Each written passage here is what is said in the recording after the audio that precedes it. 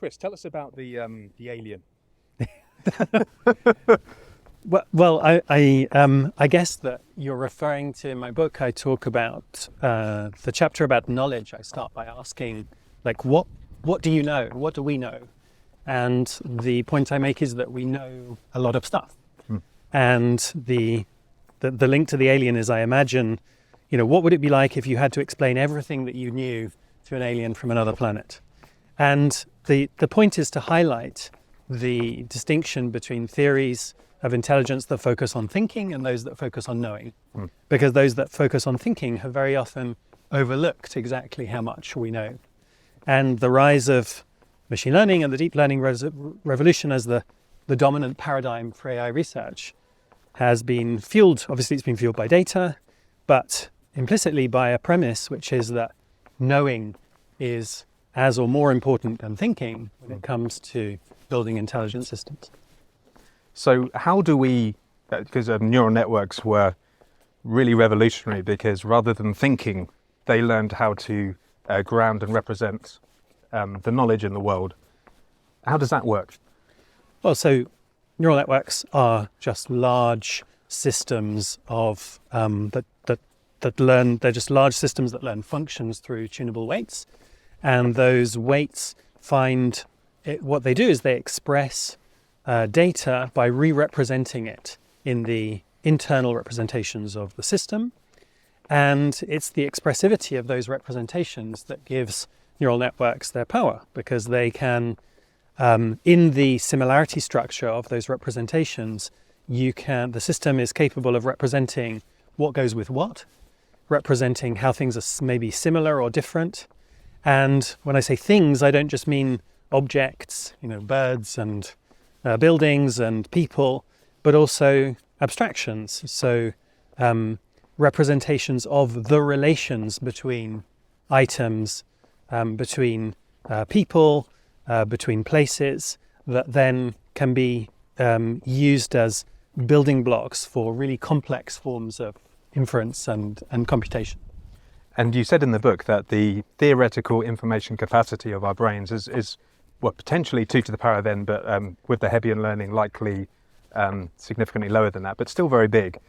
So it's not so much a capacity problem, it's a representation problem. And you gave an example of someone with a weird brain condition where they had a photographic memory, but they lost the ability to learn these kind of categories, groupings, abstractions. Could you talk to that? Yeah, so the point is to illustrate that, it's not the overall volume of knowledge that is important, it's how it's structured.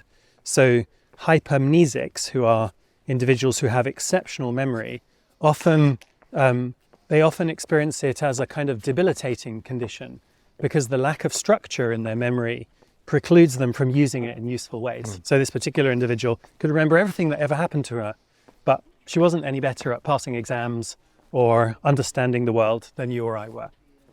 Interesting. And just finally, on abstractions, how does our brain learn abstraction? Well, if I knew that, then probably I wouldn't be walking around here with you. Well, maybe I would. I don't know. We don't know. But I think that if you understand an abstraction as being a representation which goes beyond the physical properties of the data, then there are various ways of thinking about it. But one way that I emphasize in the book is thinking about grounding in space and in actions. And that's a theory which is coming to the fore in neuroscience right now. Interesting. Chris, it's been an absolute pleasure. Thank you so much. Thank you so much. Christopher Summerfield is a Professor of Cognitive Neuroscience at Oxford University. He's a staff scientist at Deepmind, and he's a Fellow of Wadham College. Chris's work is concerned with understanding how humans learn and make decisions. In his lab at Oxford, he studies learning in adults using computer-based tasks. He's interested in how humans acquire new concepts or patterns in data, and how they use this information to make decisions in novel settings. He simulates learning processes using computational models, including deep neural networks, and he studies the brains of humans during learning and decision-making using non-invasive methods such as fMRI and EEG. Now, he has just written a book called Natural General Intelligence: How Understanding the Brain Can Help Us Build AI. I really, really recommend you all go and buy this book. I think it is the best book on AI that I've ever read. The chapters are Turing's question, the nature of intelligence, the language of thought, the structure of knowledge, the problem of abstraction, the value of action, the control of memory, and a picture of the mind. It took me about 4 days to read it. I was glued to it. I was taking notes every 2 seconds. And at the beginning, I was thinking that I would know most of the stuff in this book, and there were so many details that I didn't know. It's beautifully written. It's clearly been a labour of love for Chris. So really recommend that you buy the book. And I'm going to read a bit of an excerpt from chapter 2 with Chris's permission. I've summarised it a little bit, but just to give you folks a flavour of what we're talking about here. So yeah, the second chapter is about intelligence. And he told us the story of John von Neumann. He was one of the most remarkable polymaths of the modern era, whose achievements in mathematics, physics, computing, and economics have left a lasting legacy on the world. Born in Budapest in 1903, von Neumann was a child prodigy, mastering calculus by the age of 8 and publishing a new theory of ordinals at 19. He went on to make major contributions to the fields of game theory, quantum theory, and computer science, and even independently discovering Gödel's incompleteness theorem and defining the core theory of axiomatic rationality, which underpins modern economics. Von Neumann was renowned for his mental agility and prodigious memory. He could perform complex calculations in his head, devise new proofs and theorems on the spot, and recall long passages of text from books that he'd read many years before. Albert Einstein himself is said to have described him as one of the foremost mathematicians of our time. For decades, psychologists and ethologists have sought to define intelligence in humans and other animals, and AI researchers have looked for ways to measure intelligent behaviours in artificial agents. Now, Summerfield said that a common theme for these twin endeavours is the quest for generality, for agents that can solve many problems in many different domains. But whilst it's easy to quantify performance on specific, narrow tasks, defining general intelligence has proved remarkably elusive, and this is an urgent problem for AI research. If we can't define generality, then we can't chart progress towards artificial general intelligence. Now, our everyday conception of intelligence is grounded in the notion of human or superhuman versatility, which is to say, it's anthropocentric. We can fluently handle multiple tasks and deal deftly with diverse environments, and Summerfield said that, remarkably, there's some quality in our human neural apparatus which allows us to perform a great ensemble of tasks, weaving them together into an adaptive behavioural repertoire that is well tailored to the complexities of everyday life. In 2007, whilst completing his PhD, Shane Legg proposed a definition of intelligence which measured an agent's ability to achieve goals in a wide range of environments. But this appeal to generality per se doesn't offer a concrete recipe for building AI, nor does it provide us with a hard and fast way to operationalize and measure an agent's mental abilities. One might imagine that if we could quantify generality of function by presenting AI systems with a broad range of tasks and measure their fractional rate of success and failure, then that would be what we needed. Critically though, it offers no guarantees that an agent will solve tasks living outside the horizon given by the AI test suite. And this problem is well known in machine learning research. It's related to a fundamental indeterminacy principle, often known as Goodhart's law, that when a measure becomes a target, it ceases to be a good measure. Now, Summerfield said that we need to move beyond definitions of a general intelligence that gesture vaguely towards human competence or that argue for exhaustive tests without constraining what those tests might be. But how do we do that? Of what does intelligence consist, and from whence does it come? How can we measure its size and shape across individuals and species? What behaviours should an intelligent agent be able to perform, and under what circumstances? To delve into this question, Summerfield asserted that we must consider how mental abilities have been measured in humans. What conclusions have psychologists drawn about the nature of intelligence? He says that the answer to these questions is complex and will likely remain so for many years to come. But one thing is certain: the polymathic genius of John von Neumann serves as a shining example to the power of intelligence and of the importance of developing a definition of general intelligence that can be applied to both humans and machines. The debate surrounding the nature of human intelligence is one which has been going on for centuries. In 1904, Charles Spearman proposed that intelligence is a single unifying factor, often referred to as the G factor, which underpins all forms of mental ability. Spearman's positive manifold implies something fundamental about the human mind. If you're good at one thing, such as algebra, then you're probably good at other things too, such as crosswords. It suggests the existence of an underlying factor which scaffolds human mental ability. In contrast, Howard Gardner argued that there are multiple forms of intelligence and that each person has their own unique intellectual footprint.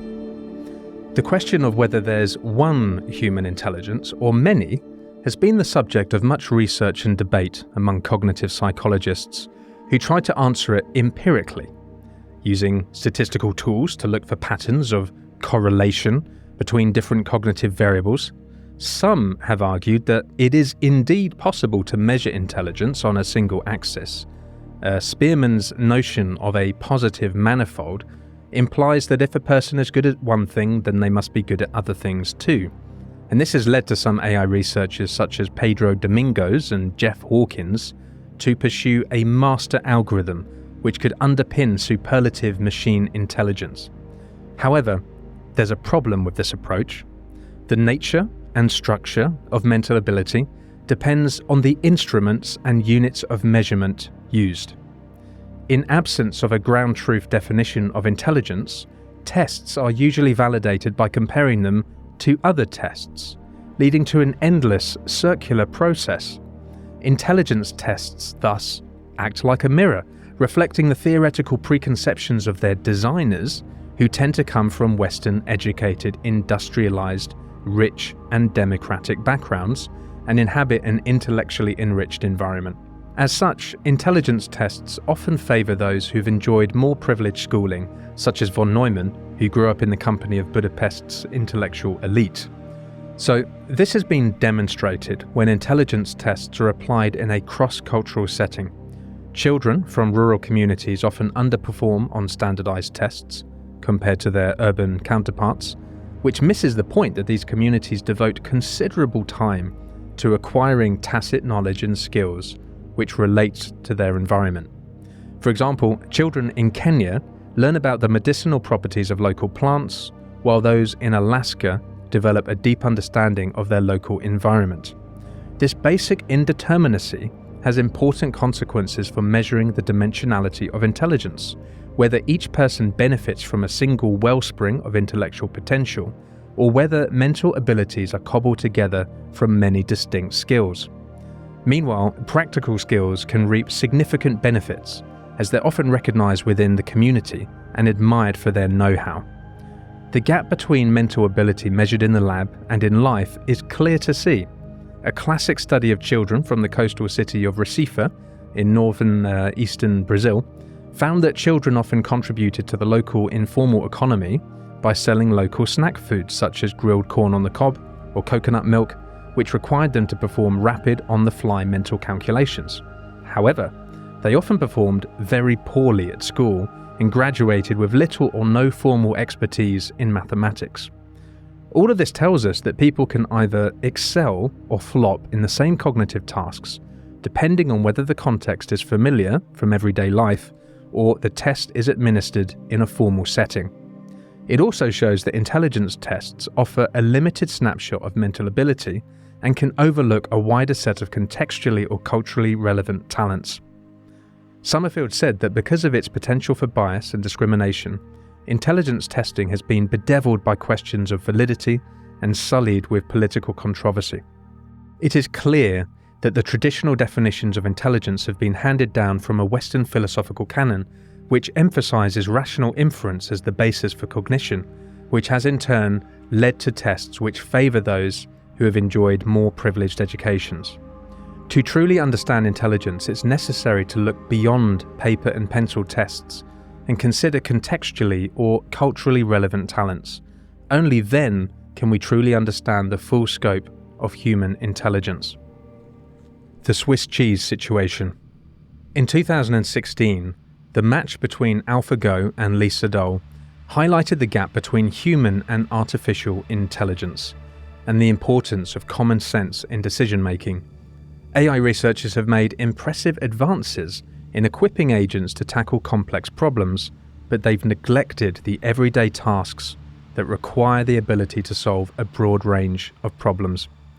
AI systems are accurate but lack robustness and can be prone to making silly mistakes such as classifying a school bus as an ostrich or running towards an angry polar bear in a video game. The criticism of human intelligence tests is also relevant here. These tests focus on mathematical, logic and spelling skills and overlook the diverse open-ended problems faced in the real world.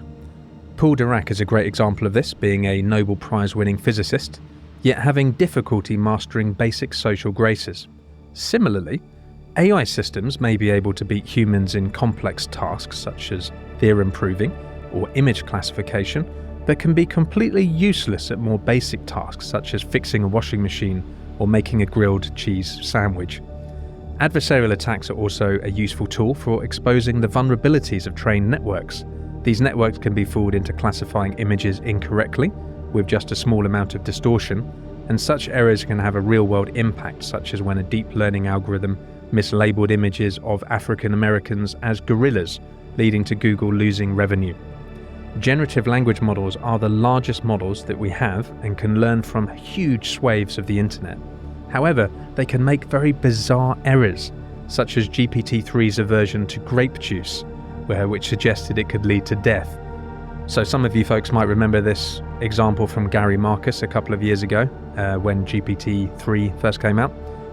He prompted it thusly: "You poured yourself a glass of cranberry juice, but then absent-mindedly you poured about a teaspoon of grape juice into it. It looks okay. You tried sniffing it, but you have a bad cold, so you can't smell anything. You're very thirsty, so you should... GPT-3 continues, "You should drink it. You're now dead. The moral of the story is, if you're going to drink something, make sure you know what it is." So, yeah, no comment. AI researchers are therefore faced with the challenge of training deep networks in a way which is safe, fair, and aligned with human values. In order to bridge the gap between AI and common sense, they must find ways to make AI systems robust and able to tackle the everyday problems which humans face. Such systems could be able to cope with a wide range of environments, from the complex to the mundane, and should be able to make decisions with confidence and accuracy. Only then will AI truly begin to approach the levels of understanding humans possess. AlphaGo had a powerful model of Go built into it, and it's what allowed AlphaGo to master the game. But even within this extremely narrow domain, it turns out that AlphaGo was prone to gross misestimations of the value of a particular board state. In fact, it was this reason that the scorecard against Lee Sedol ended up being 4-1, not 5-0. On move 87 in the fourth game, after a particularly stunning move by Sedol, AlphaGo lost the plot and began to spew out a train of terrible moves. As the AlphaGo team lead Dave Silver said in an interview, he said, I'm quoting, "AlphaGo in around 1 in 5 games would develop something which we call a delusion, which is a kind of hole in its knowledge where it wasn't able to fully understand everything about the position that would persist for tens of moves throughout the game. And we knew 2 things. We knew that if there were no delusions, then AlphaGo seemed to play at a level which was far beyond any human capabilities. But we also knew that if there were delusions, the opposite was true. So this is the phenomenon of the Swiss cheese. Some of it is brilliant, operating at superhuman performance, and then the next thing you know, it's gone bananas. You're in the hole in the Swiss cheese. And the problem is, it might be impossible to discern when this happens. So, the goal of artificial intelligence research is to build systems which can surpass human intelligence in terms of their reasoning and inventiveness. In order to achieve this, AI researchers have long debated whether they should draw upon intuitions from psychology and neuroscience when developing AI systems. On the one hand, this knowledge can provide valuable insights into how humans think and how to structure AI systems to replicate this behavior. On the other hand, some AI researchers argue that this approach is misguided and that the best solutions are those that are general and can leverage computation. Humans are incredibly complex creatures, and they've been studied extensively by psychologists and neuroscientists over the last century, and this research has revealed a great deal about how humans behave and interact, and the theories they form about causal processes in the physical and social worlds.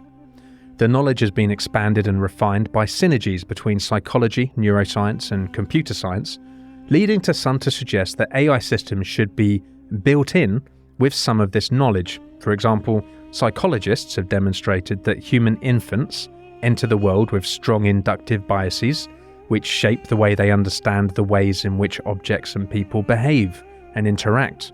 And so, perhaps, AI systems should be biased to do the same. However, the AI pioneer Rich Sutton expressed his dismay to this argument in a widely cited blog post called The Bitter Lesson. Rich Sutton said, and I'm quoting, "We have to learn the bitter lesson that building in how we think does not work in the long run. We should stop trying to find simple ways to think about space, objects, multiple agents, or symmetries. Instead, we should build in the meta methods which can find and capture this arbitrary complexity. We want AI agents which can discover like we can, not which contain what we have discovered." He went on. He said, "The biggest lesson that we can read from 70 years of AI research is that general methods that leverage computation are ultimately the most effective, and by a large margin. The ultimate reason for this is Moore's law, or rather its generalization of continued exponentially falling costs per unit of computation." So for Sutton, building in handcrafted computational constraints based on our understanding of psychology and neuroscience is the problem, not the solution. He cites canonical examples of how progress in AI was only achieved when researchers jettisoned their intuitions. For example, chess was solved when systems that incorporated domain knowledge about gambits, forks and skewers were replaced with a massive brute force search. Deep Blue crunching 200 million moves per second against Kasparov. Similarly, computer vision took off when systems stopped entertaining handcrafted solutions and instead let powerful computation and densely parameterized convolutional neural networks, such as AlexNet, don't tell Schmidhuber, to do the heavy lifting. The NEETs and the Scruffies. Summerfield said that the question of whether AI should rely first and foremost on a computational principle or rely on a patchwork of data, ideas and observations conferred by the researchers is one that is as old as AI itself. In the 1970s, the cognitive scientist Roger Schank noted that AI researchers could be loosely dichotomized as either NEETs or Scruffies. The NEETs, who included many of the Dartmouth Summer Workshop Group, do you remember that group of scientists from 1954? They envisioned AI as a system which could reason symbolically over inputs. They advocated for a minimalist research agenda based around the search for provably correct solutions. Like the architects of MuZero, they believed that their systems should learn without the polluting influence of human data. The Scruffies, by contrast, who included early AI researchers working on language systems, favoured a piecemeal approach, which matched the heterogeneous set of problems encountered in the world with a diverse set of computational solutions. The very notion of hacking tinkering unsystematically with a system until it worked originated in the Massachusetts Institute of Technology lab of Marvin Minsky. So Minsky was an original Scruffy. In the 1960s, AI still has its neats and Scruffies, even if today the neats are more likely to appeal to searching for computational purity in a deep network rather than a symbolic processing system. The veritable Scruffy Marvin Minsky once said, "What magical trick makes us intelligent? The trick is that there is no trick. The power of intelligence stems from our vast diversity, not from any simple, perfect principle." Recently, AI researchers have shown a penchant for writing papers with the title "X is all you need," where X is the name of an algorithmic innovation, perhaps betraying their hope for a simple, clean solution to the gnarly problem of intelligence. Others have claimed that the secret is not just hard computational graft, that by repeating existing algorithms, such as transformers, to a giant scale and training on massive data, then success is guaranteed. Still others emphasize specific cognitive functions or systems-level computational processes. The key to intelligence might be the ability to build rich models of physical and psychological processes, plan over lengthy time horizons, grasp new concepts rapidly, or reason with abstractions. Summerfield cites 3 lines of argument against the temptation to constrain AI systems with principles from biology. Firstly, building an AI is a general problem, so it needs a general solution. Every constraint the AI designer relaxes makes the system more attuned to a broad class of problems. And so the most successful AI systems are those which leverage computation. This is exemplified by the success of Deepmind's AlphaGo 0, AlphaZero, and Mu0, which is a deliberate attempt to seek to minimize the extent to which AI achievements are kickstarted by built-in human understanding. And just a little note from me, ironically now we're going in the opposite direction with ChatGPT. The importance of human fine-tuning and knowledge is kind of swinging back. But anyway, the second line of argument is that humans might not be intelligent in the first place. It's argued that the goal of AI cannot just be to copy humans, as this will lead to systems that display the same vices and limitations. Therefore, AI researchers should strive to build something that can reason more powerfully and display more brilliant inventiveness. So, I wonder whether you would say ChatGPT is more powerful and more inventive. Maybe it's truncated by the fine-tuning that we've applied to it. The third line of argument is that if AI researchers do draw upon intuitions from psychology and neuroscience when developing AI, can they be sure that any knowledge built in is actually useful?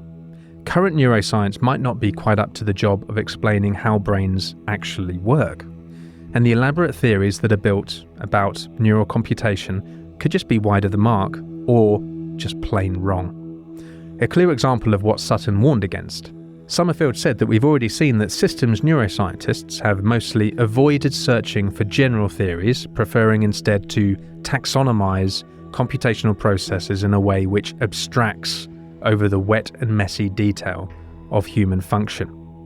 This suspicion was not helped by Elon Musk, the founder of OpenAI, who, when recruiting for researchers to work on his brain-computer image project, Neuralink, he made it clear that, quote, "No prior experience in neuroscience is necessary. We'll teach you everything you need to know." Remarkable, isn't it? The conclusion is that the most effective way to build AI is to reach for the computational sky and build ever larger models on ever faster computers. And this is the path that Deepmind had followed with AlphaZero, Go, and AlphaZero and Mu0, and it's been incredibly successful. Moore's law, the principle that the power of computation should double every year, is still alive and kicking, and this means that the resources available to researchers continues to grow and grow. In the end, the case for general methods which leverage computation, according to Chris, is the most effective. This is the lesson that's been learned from 70 years of AI research, and it's the path that AI researchers should continue to follow if they want to make genuine progress. Anyway, that was an excerpt from chapter 2 of Chris's book. Just to remind you again, it's an amazing book. Honestly, it's an amazing book. Please buy it. The link is in the video description. And I had a great deal of fun driving up to Oxford to chat with Chris a couple of weeks ago. And if you're watching on YouTube, I also had a cameraman, so we've got lots of cool camera angles and walkie-talkie type shots. So anyway, without any further delay, I give you Professor Christopher Summerfield. Hi, I'm Chris Summerfield. I'm a Professor of Cognitive Neuroscience at the University of Oxford. I'm also a Fellow at Wadham College, which is where we are now. And I also am a research scientist at Deepmind in London. What inspired you to be a Professor of Cognitive Neuroscience?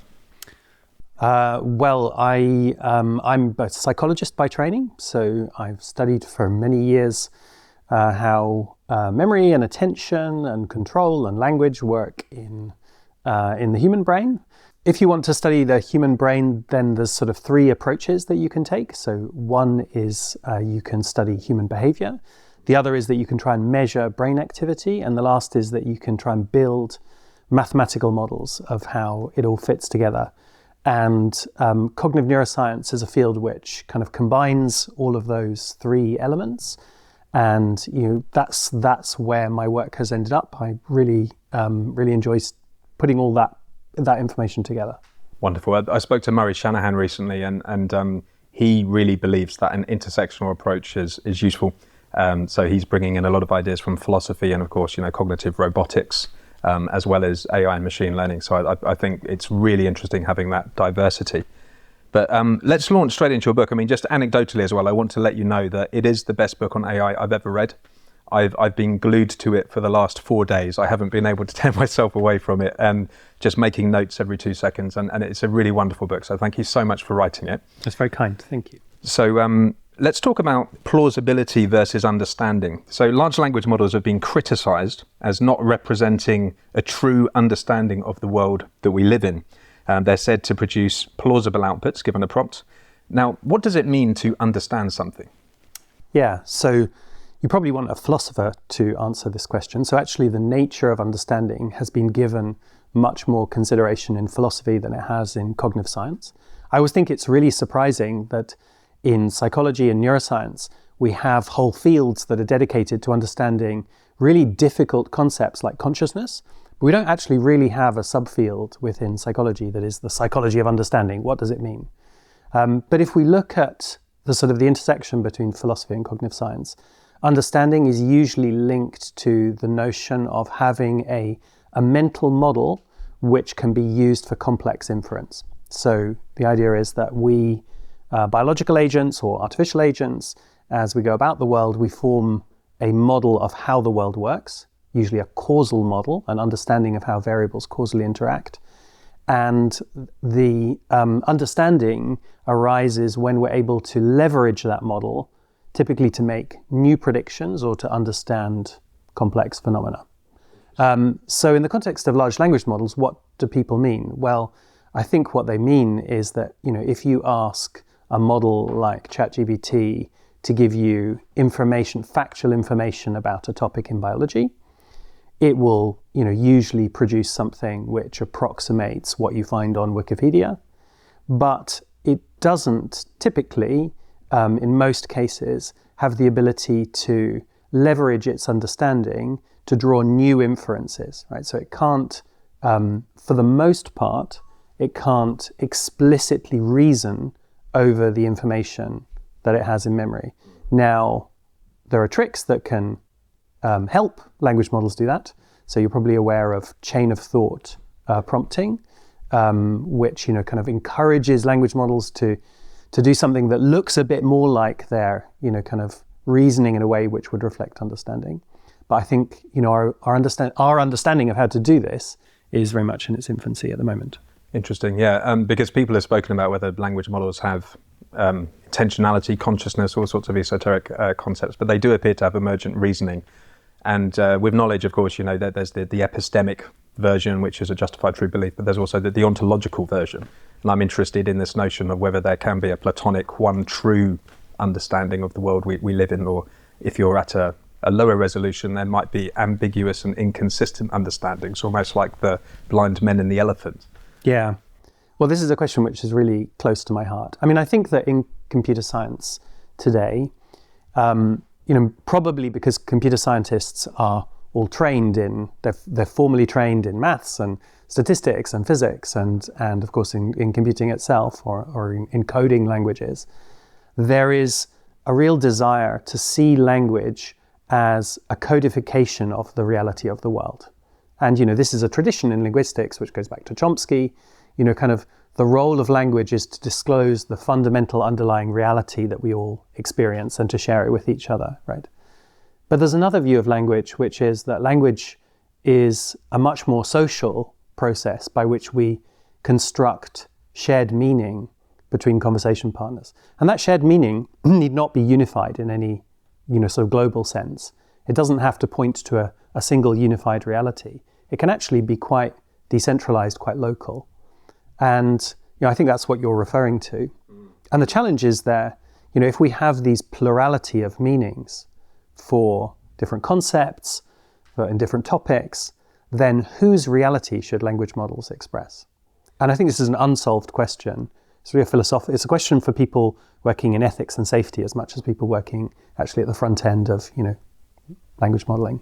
Yeah, and it gets to the heart of what Sol was saying about this kind of dichotomy between ontology and epistemic knowledge. We spoke with Chomsky, and he said as a rationalist nativist that there's still a large divergence between the kind of epistemic reality encoded in our language and the ontological reality in the real world. I think he thinks that there's a huge gap between the universe as it is and our understanding of it.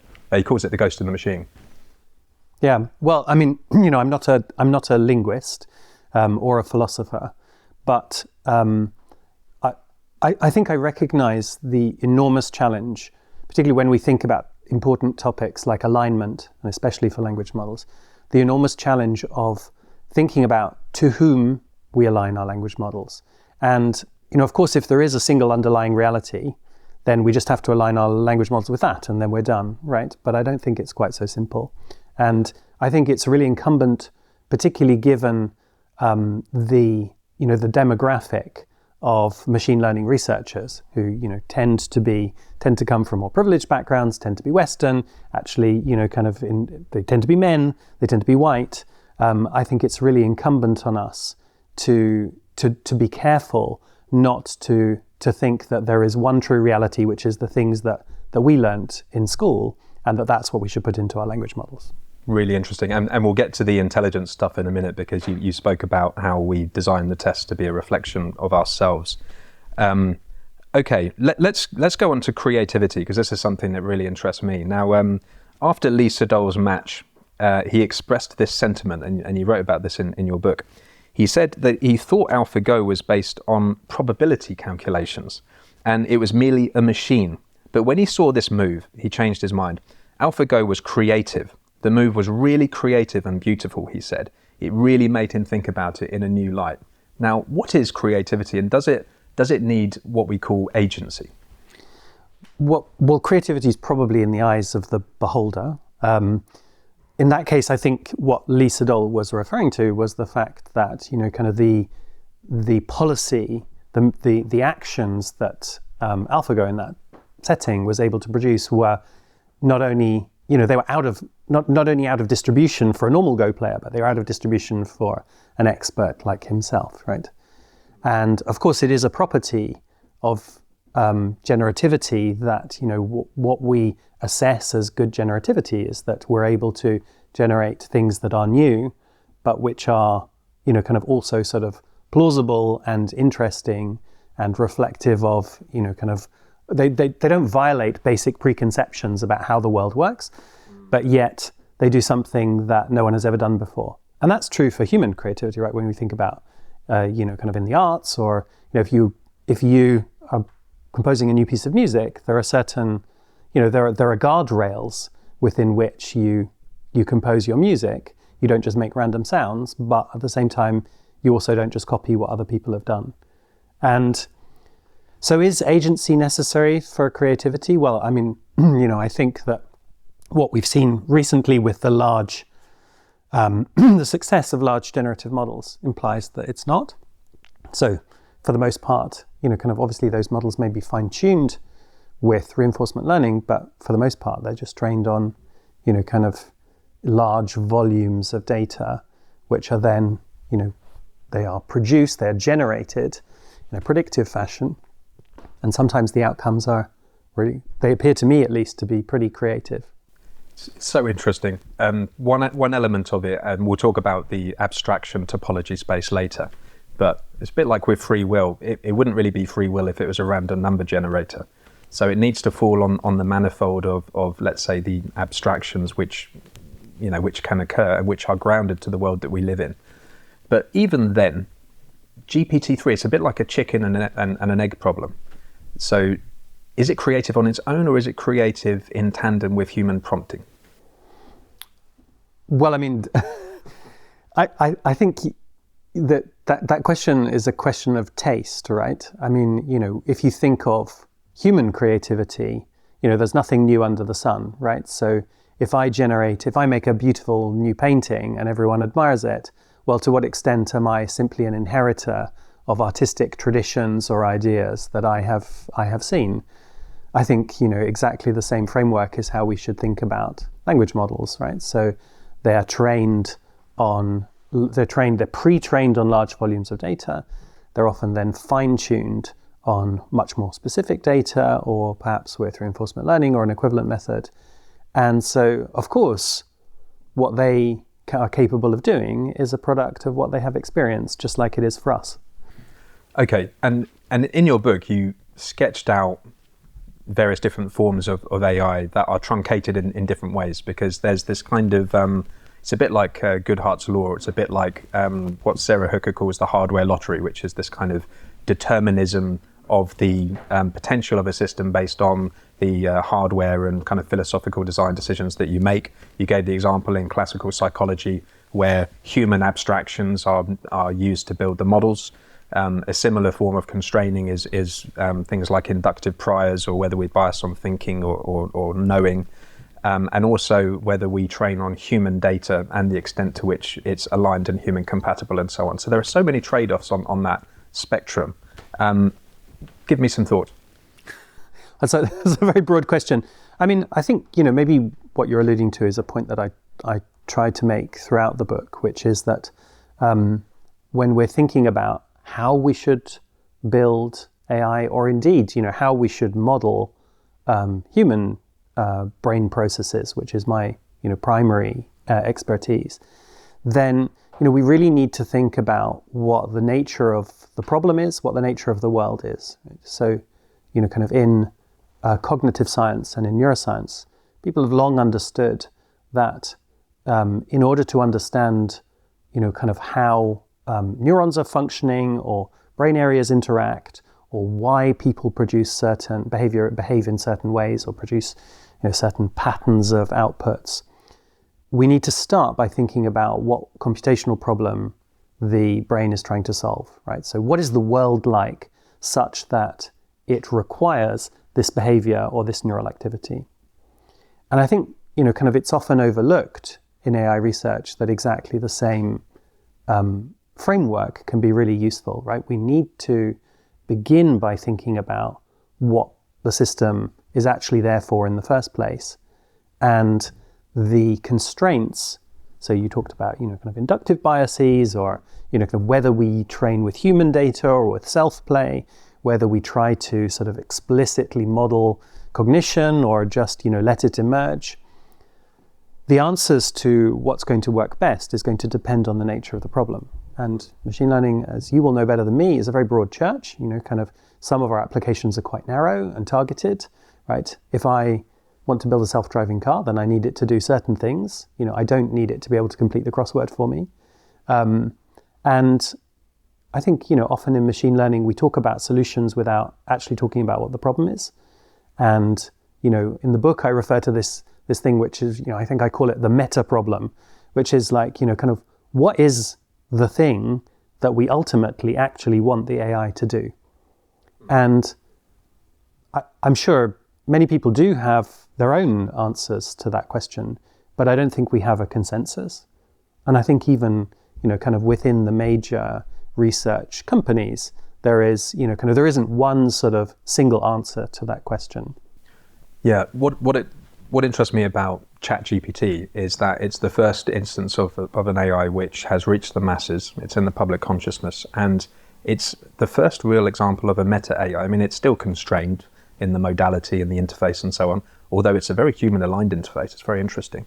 And you can do almost anything with it, Swiss cheese problem permitting. Maybe we can bring that in. But so it is a meta problem solver.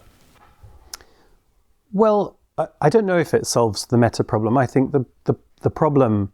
First of all, let's just make sure we're clear about what we're talking about. So, it is definitely true that ChatGPT is the first instance of a language model which has been released into the wild and is being used by thousands, probably millions now of people, which is very impressive. That's not to say that it's the first machine learning technology which impacts our lives, right? So our lives are subtly and imperceptibly influenced by machine learning at every moment, right? Every time you look at your phone or go on Facebook or, or make consumer decisions or whatever, these are influenced by AI, just perhaps in ways which are not immediately so transparent.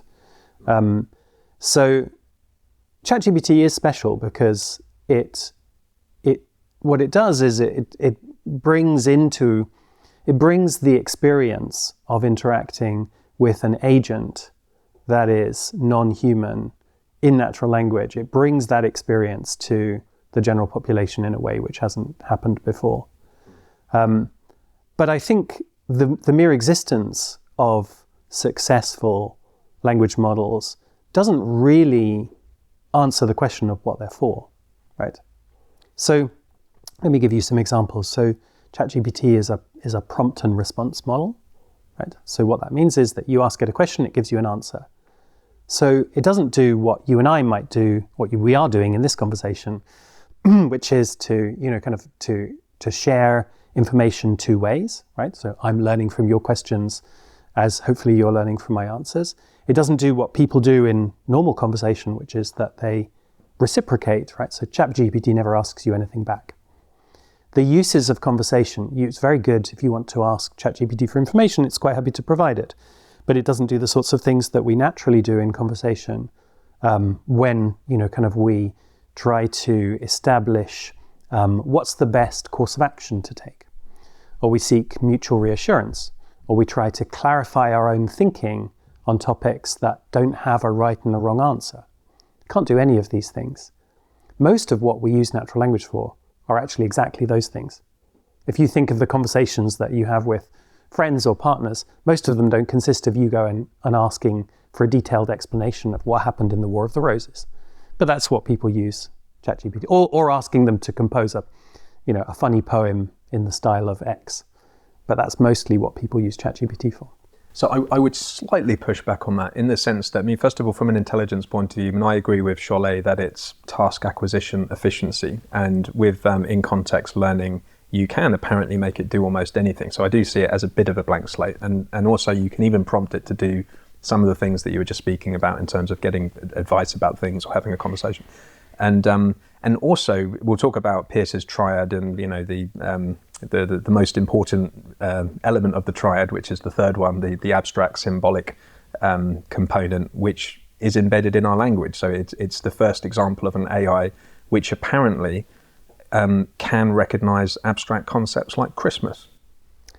Well, so clearly you're right that in-context learning is really powerful, right? And I think the big revelation of the last few years has been that in-context learning with transformers is and at scale is sufficient to allow emergent meta-learning, right? So that's really we previously have been able to show that by carefully crafting a meta-training curriculum or a meta-training sequence, models can learn to perform new tasks that fall broadly within this distribution.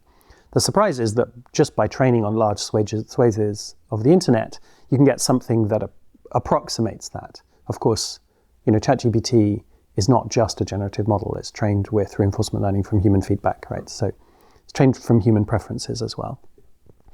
So in that sense, you're right that we don't know what the limits of this approach are. And maybe the limits are, maybe there are many, many things that you can do with this. But, kind of once again, that's a statement about the solution, not about the problem, right? My point is that we need to think more about what the problem is, about what we want AI to do. And, that question, I think that question is coming into focus more, but it is inextricably entangled with questions of, the ethics and safety of AI systems, of the interface between the social sciences and computer science and technology, right? What role should these models have in our society? What role do we want them to play? And what do we want to use them for? And one of the points that I try and make in the book is that we need better answers to those questions. Yes, and I'm speaking with Luciano Floridi later, and he's got a wonderful philosophy of information where, similar to Heidegger, actually kind of sees it as a kind of layer between us and ontological reality, and that kind of derangement goes in both directions. It kind of it changes us at a very visceral level. But anyway, I wanted to talk about whether neuroscience can impart useful knowledge to AI, and we can broaden out to things like linguistics and psychology. A lot of folks deride linguistics. There was that famous quote about every time I fire a linguist, the NLP accuracy goes up. And you wrote a quote actually from Elon Musk, good old Elon Musk. No prior experience in neuroscience is necessary. We will teach you everything you need to know. Now, is that just arrogance? Well, I think there is an element of hubris in contemporary machine learning and AI research. I think there is a sense that, kind of the structured theories which exist in linguistics and in cognitive science and in education research and in the social sciences, in economics, that these are sort of, these are playthings, and that actually we can sort of do without that knowledge, and, we can just use large-scale function approximation to solve problems. On the one hand, there are instances where that is almost certainly true, right?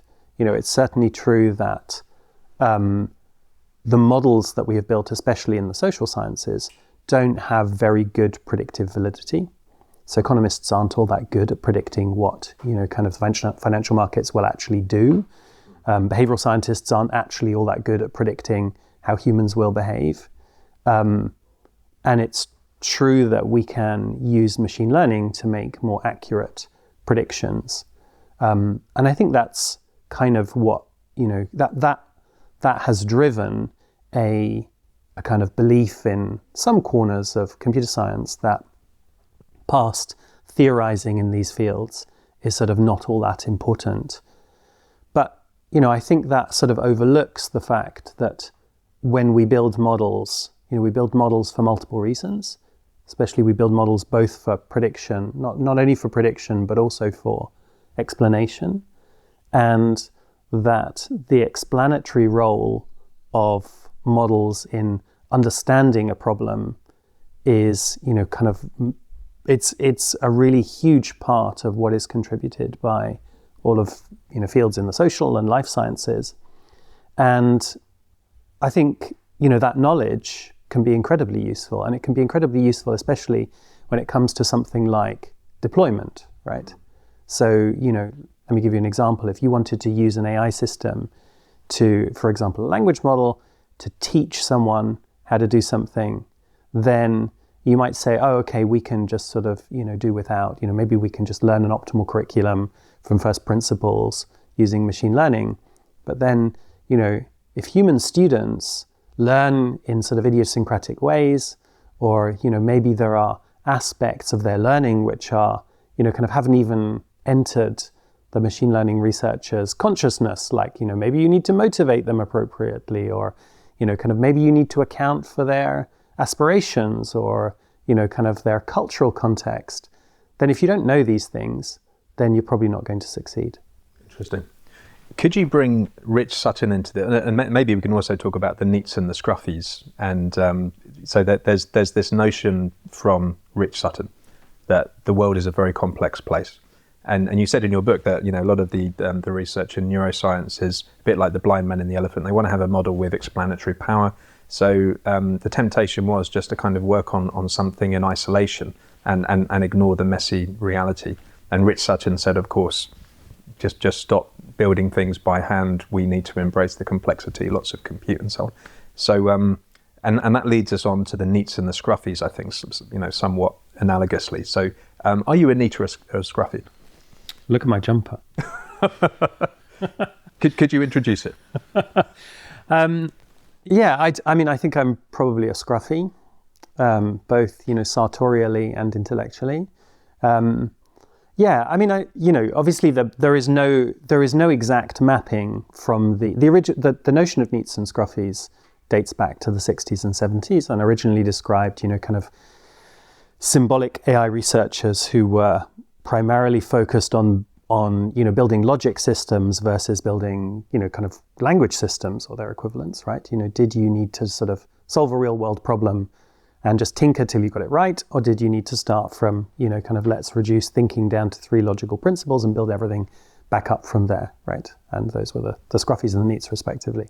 And today, you know, what do we have? Well, you know, kind of, I think today what we have is, it's not an exact mapping, but we have people who, you know, kind of want to eliminate the messy reality of the human world from machine learning research, you know, by saying, okay, you know, let's try to have as little human, as little knowledge of human brain function in our ML systems. Let's try and have as little human data in our ML systems as possible.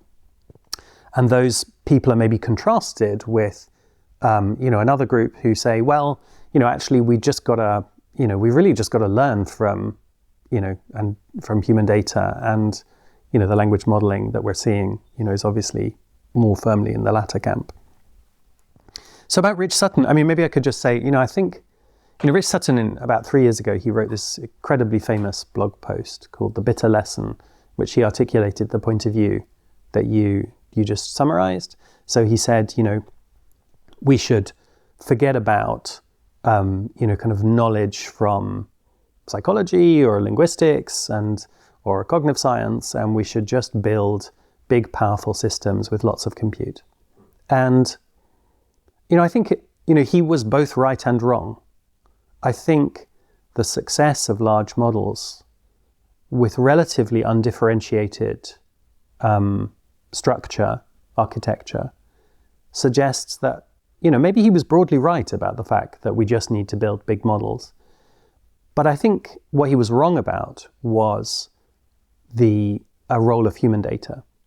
And I think that what, you know, you referenced ChatGPT. So ChatGPT is, of course, it's, you know, it's trained on the whole of the internet, approximately, but it's fine-tuned with lots and lots of performance feedback from human raters, right, from human evaluators.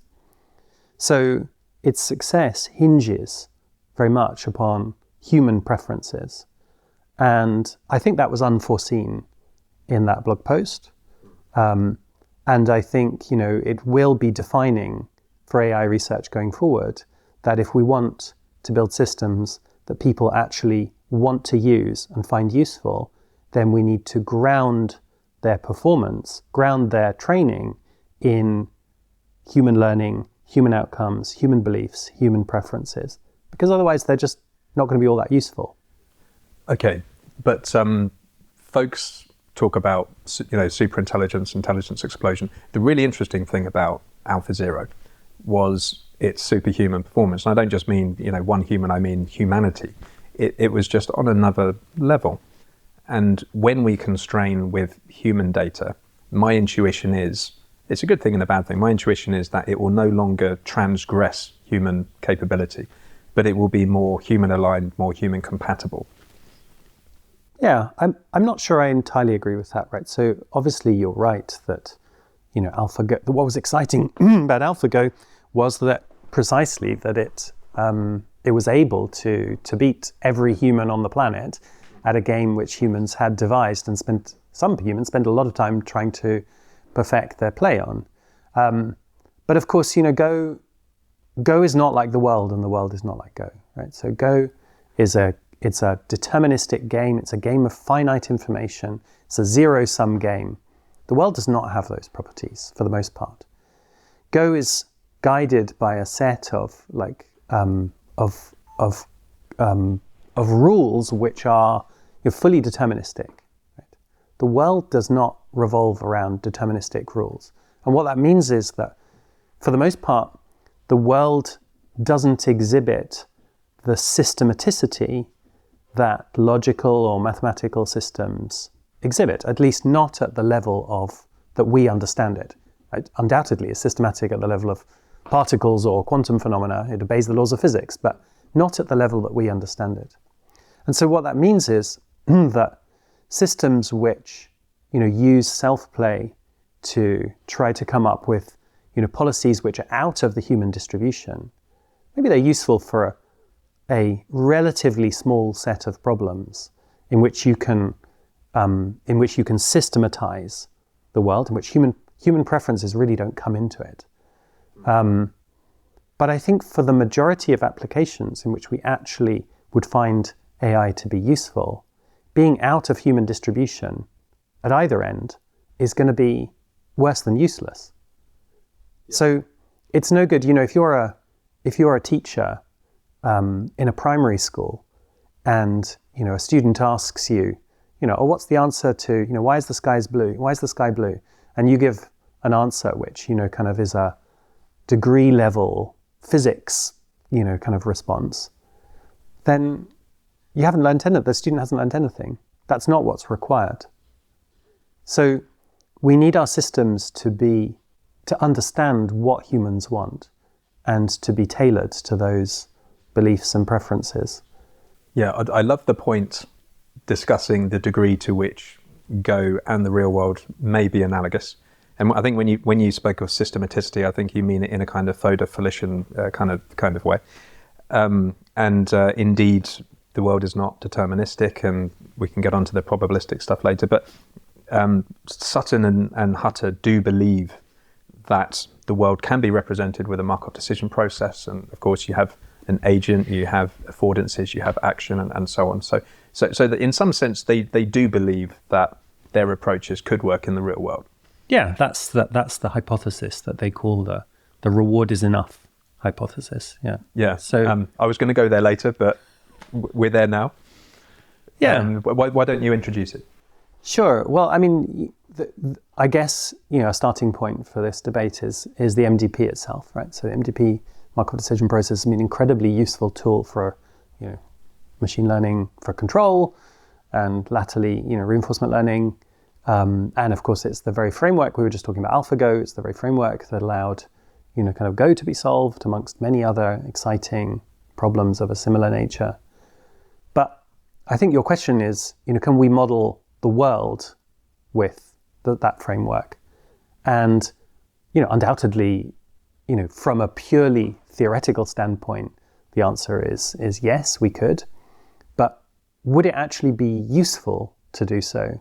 Well, let's think about what happens. What do you actually do if you are a machine learning researcher in RL? Let's say you want your agent to solve a video game of some sorts, right? A standard application. Well, so you first of all have to specify an objective for the agent. So, well, that's easy if you're in a video game, because you can say, okay, well, each video game has a goal, which is to maximize your score without, losing lives. Right? Great. So we can write that down as the reward. That's the R in the Markov decision process. And we can train our agent to maximize that. But what's the equivalent in the real world? So in the real world, kind of when you take actions, we might consider them to be rewarding or not, as the case may be. But there isn't a sort of magical, process in the sky that kind of administers reward to us on the basis of our actions. It's not like, oh, I ate an apple and I got 10 points for that. Right? In fact, in the real world, observations and rewards are the same thing. So rewards are observations and observations are rewards. And what this means is that, kind of the MDP process for modeling, or the MDP approach for modeling the real world, is fundamentally at odds with actually how biology works. So rewards are not extrinsic, they're not administered by the machine learning researcher. They are intrinsic. When we talk about reward, the hedonic experience of eating an apple, that's an experience which is intrinsic. It's generated by the agent itself.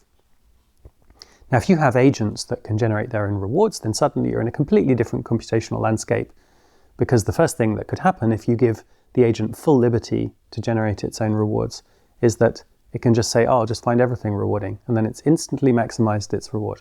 So we don't do that, presumably because we're under another constraint, which is that we need to survive and reproduce.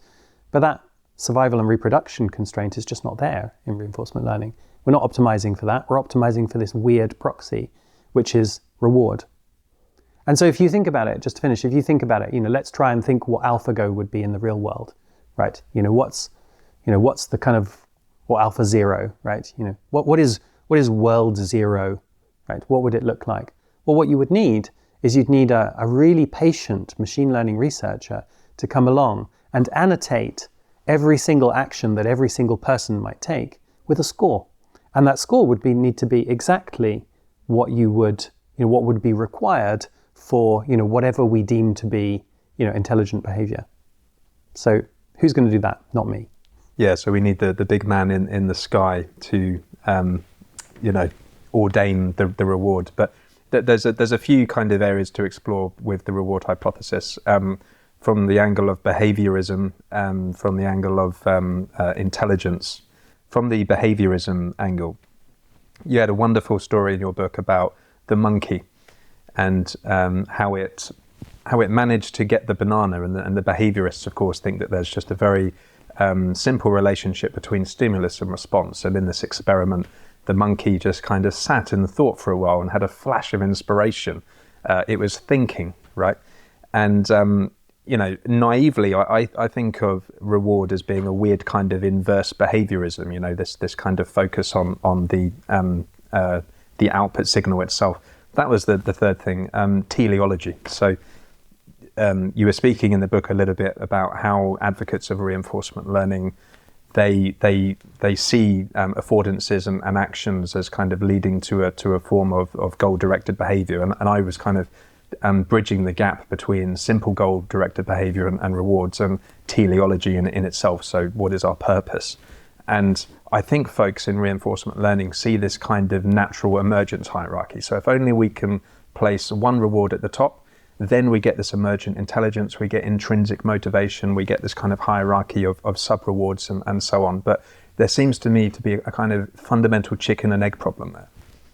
Yeah, I mean, I'm not sure I entirely followed your question, but let me try and pick up on a few things. So first of all, yeah, I think you're absolutely right that, kind of at the heart of the reward is enough hypothesis is the idea that, kind of there exists somewhere a very simple set of principles which we could write down, which would define how rewarding things should or should not be, right? So, maybe we could say everything reduces to information gain, or everything reduces to empowerment, or to, maximization of one quantity or another. There are many different, minimization of cognitive dissonance. And, there is a hope that there is a single principle that we can adopt. I didn't really understand. Sorry for my jumble question. So I was looking at the reward hypothesis from the angle of teleology. So we have, I'm not even sure if it's reducible, but we have this notion of purpose, and cyberneticists and people like Searle think that it kind of emerges from biology. And so there's this kind of question of where does it come from and what is it? And I guess my criticism of reinforcement learning is it appears as if we are reducing that purpose or that end goal into one property. So there's that. I'm naturally cynical about, well, not cynical, skeptical of behaviorism, because I see it as a dominating paradigm in how we measure intelligence. Most of our tests are that of behavior in our metrics and so on. And I don't completely understand this, but it seems to me like reward maximization is a weird form of behaviorism, which means that it's almost like we're not looking at the mechanism, we're just looking at the action. So is it fair to say the action is the other side of the coin of behavior in some way? Okay, let me see if I can understand or unpack your question. I'm kind of thinking out loud here a little bit. So sure. Are we actually recording there? Yes. Even on the Sony A1? Yeah. Oh, okay. Well, we'll use that then. Super. Yeah. Okay, cool. So the term behaviorism refers to a movement that dominated psychology throughout the early part of the 20th century, associated with figures like Watson and Skinner. And it was founded on the idea that to understand the human mind, you really have to understand first how humans behave, or understand solely how humans behave, and also true for animals as well. So the idea was that we can explain human motivation, human behavior exclusively through the links between stimulation and response, the forming of associations between stimulus and response. And so behaviorism, it sidesteps questions around how cognition is structured, right? So it overlooks, what are the role of our multiple memory systems? It doesn't ask questions about how we attend to the world. Attention, the psychological construct described since the 19th century, it completely overlooks, or kind of reduces it to a very simple notion of salience. It doesn't really talk about language, or it doesn't really give explanations for how we learn language, or at least not plausible explanations, because everything is a chain of associations. Then it assumes that we learn all language by just forming links between adjacent words, which then doesn't explain, you mentioned Chomsky earlier, doesn't explain the infinite generativity of language. So that's what behaviorism is. And reinforcement learning as a movement within machine learning grew out of the behaviorist study of animal learning. So the original formulation, for example, of TD learning by Sutton and Bartow in the 80s was originally formulated to try to understand the stimulus response behavior of experimental animals.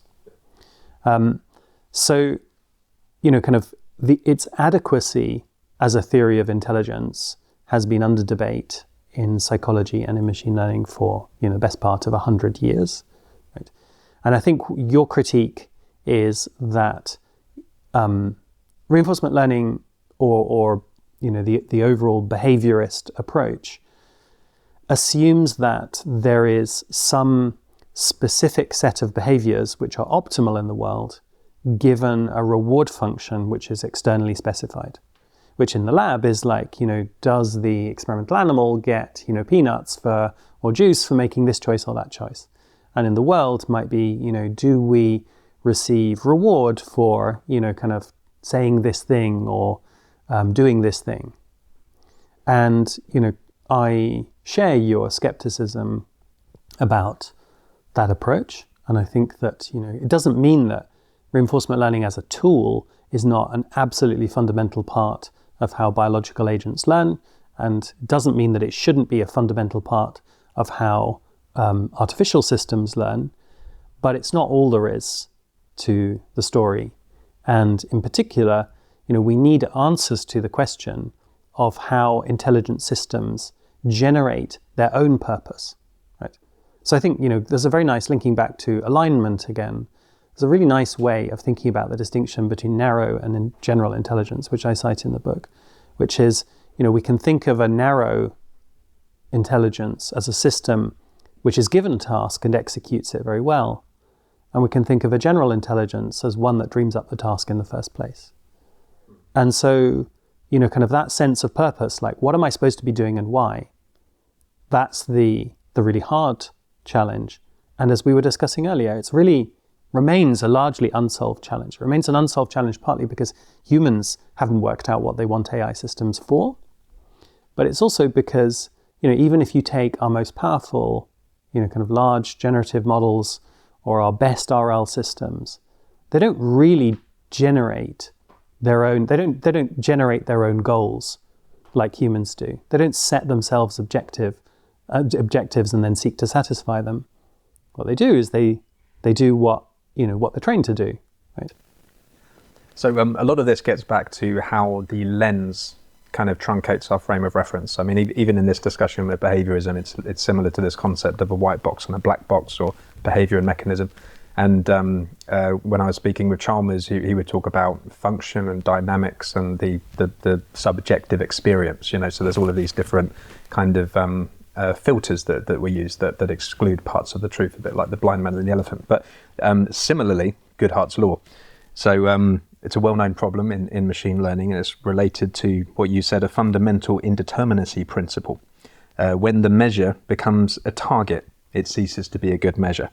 So you said even as a field, if we were to agree on a definitive set of tests for general AI, researchers would immediately focus their energies on solving those specific problems. So another example of this cone of attention, rather than building agents whose generality extends further to open-ended real-world settings where we hope AGI may one day be deployed.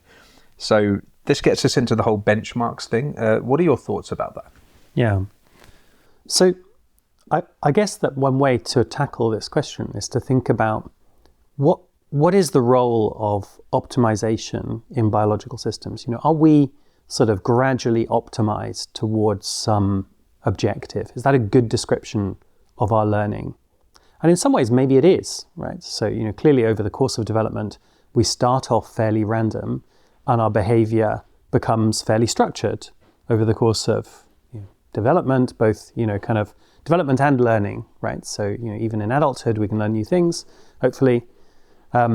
So it does seem like that might be a plausible model. And of course, that's been picked up recently by neuroscientists who've used tools from machine learning like convolutional neural networks to try and understand, object recognition in humans, for example. On the one hand, there's a great deal of excitement around the idea that we can understand human learning and development through the lens of optimization. But on the other hand, I think the paradigm that we use for machine learning is fundamentally unsuited to capturing the nature of the problem that biological agents face in the natural world. And that is because, if you think about it, the basic premise in which, deep learning is founded is that, if you have a large and diverse training set and you sample IID from that training set, then ultimately your system is going to be able to encode a distribution which will allow it to, interpolate or extrapolate, small extrapolation to new, previously unencountered test examples, right? But in the natural world, we don't live forever. And there is no way, given the way in which the natural world is structured, that we live in a locale which is very different from other places. We meet people who are very different from other people. We study things that are very different from other topics that we might encounter. We only get a tiny, tiny slice of the distribution that is natural life. And so using the principle that we just sort of, kind of get as much training as possible and as much diversity and experience as possible and use that to generalize, it's just not feasible when you only live for 80 years and 10, if you're lucky. And so humans, I think, have learnt or have evolved very different ways of learning that are not about sort of gradient descent towards one, sort of perfect version of themselves. But rather what we do is we're constantly adapting to our local circumstances. We're constantly we're constantly forming new models of the world, not just building one model of the world. We're constantly forming and reforming our models of the world using composition, which perhaps we can talk about in a minute. Yes, I'd love to get on to, maybe we should do intelligence, and then we'll get on to compositionality. But so you delivered a wonderful anecdote in your book about von Neumann and his wit. And I could tell that you too, Chris, are off the charts on the intelligence scale, just based on the high resolution and sometimes esoteric language that you used. But that shouldn't necessarily mean that you're intelligent, because a book is crystallized. I have an intuition that there's something about the kind of information conversion efficiency that tells us about intelligence. But I must say, actually, I was reaching for the dictionary quite often, and I couldn't decide whether the word desiderata is gratuitous or delicious. I do love I do love that word, but I know Orwell would have something to say about it, having read his essay Politics and the English Language. But anyway, you said the question of whether there is one intelligence or many has been the subject of much research and debate among cognitive scientists. You told the story of Spearman's G factor and the more heterogeneous version from Gardner, who, like Minsky and how you were just alluding to, thinks there's a society of mind. I'm actually interested in this idea of Elizabeth Spelke's work at Harvard. She talks about core cognitive priors like agentiveness and spatial temporal reasoning and so on, and maybe within those priors there's some degree of generality. But you also said that the intelligence tests were designed to make Westerners look the smartest of them all, and of course there's the Bostrom fiasco recently. I mean, could you talk a little bit about that? Yeah, I mean, so intelligence testing has a very checkered history, as I'm sure you know. The earliest intelligence tests went sort of hand in hand with attempts to exclude marginalized groups from various roles in society. And kind of whilst today the study or the measurement of the human mind is a sort of a slightly more reputable endeavor, it's still, I think, really fraught with political challenges. Not least because, ultimately, if you wish to specify, if you wish to build an intelligence test, just like, we were discussing in the context of AI, what is AI for? What does it mean for an AI to be intelligent? If you want to build an intelligence test for humans, you need to start with some preconception about what that intelligence entails. So in other words, there's a circularity in the building of intelligence tests in that, the way we build them presupposes what we think intelligence is, but yet the test itself is purporting to measure that very intelligence. So in what are we supposed to ground our notions of human intelligence? And this is where, I think that the opportunity for bias and discrimination have come in the sense that, Western educated, probably quite privileged researchers in, academic institutions have taken it upon themselves to define what intelligence is. And by definition, by the way they have defined it, that means that groups that are culturally or socially different from them are much less likely to meet up to the standard that they have set. And you can see this in, it's still a standard feature of many intelligence tests to include, vocabulary as a measure of intelligence. Of course, how big your vocabulary is has to do with, where you went to school and, how much opportunity you've had to read lots of books and, be taught the meaning of complex concepts, which is completely different from the intelligence that you need to navigate in the Sahara Desert or, make medicines from local plants or even, to organize your society in, wherever, whether you're in, kind of the Kalahari Desert or here in Oxford. Wonderful. Now, we're a little bit short on time, so let's talk about thinking versus knowing.